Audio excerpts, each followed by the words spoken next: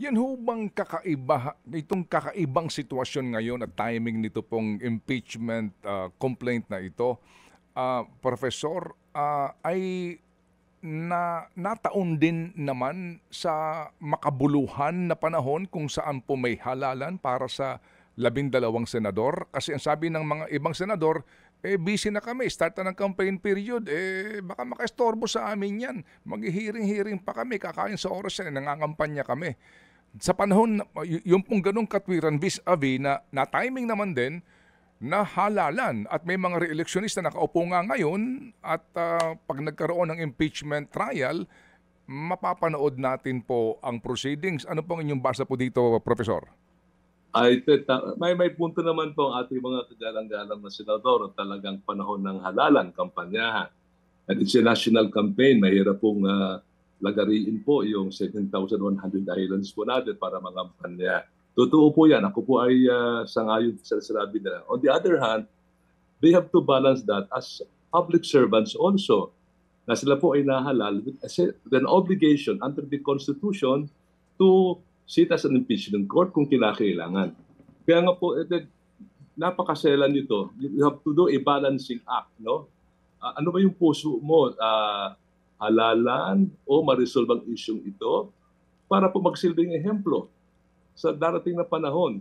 The first of its kind po ito, Ted, na hindi pa ginagawa sa ating bansa na may halalan, may paglilitis. But we leave it to the conscience, no? We leave it to the conscience, to the wise decision, statesmanship of our senators para po yung stalemate ito po ay ma-break po. Mhm. Ito ho bang ano na ito ho bang timing nito sa halalan ay isang election issue na ngayon para sa mga reeleksyonistang senador o mga tatakbong senador po kasi nga baka mangyari silang they will comprise na the 20th Congress na bahagi po ng impeachment court in the Senate. Kung maging issue po sa kanila ang dahil sila Mm. po ay umupo at Opo. tapos ng halalan, kung siya po ang nagpasya to convict, baka po maging issue sa kanila na to convict, maging issue.